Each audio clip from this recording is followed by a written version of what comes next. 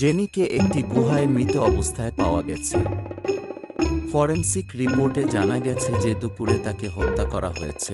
অমিত তার প্রতিবেশীদের সাক্ষাৎকার নিয়েছিলেন, যারা তাকে রহস্যময় প্রাণী সম্পর্কে অবহিত করেছিলেন যা গুহার চারপাশে বাস করে এবং ঘোরাফেরা করেছিল। অমিত এই প্রাণীদের জম্বি টেড, ভ্যাম্পায়ার লেনি, ওয়রওয়ালফ স্কটের সাক্ষাৎকার নিয়েছিলেন।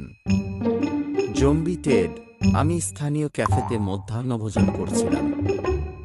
তাদের ভাজা মস্তিষ্ক দুর্দান্ত।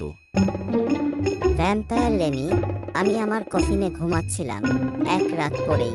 ওয়ালফ স্কট: আমি রাতে গুহায় লুকিয়েছিলাম। আমি একজন ওয়ারওয়াল্ফ হয়ে উঠতে। সকালে আমি মানুষের দিকে ফিরে ঘরে চলে গেলাম। এই প্রাণীগুলির মধ্যে কোনটি জেনিকে হত্যা করেছিল অবশ্যই আমাকে কমেন্ট করে জানাবেন, আর ভিডিওটি ভালো লেগে থাকলে অবশ্যই চ্যানেলটি সাবস্ক্রাইব করতে ভুলবেন না।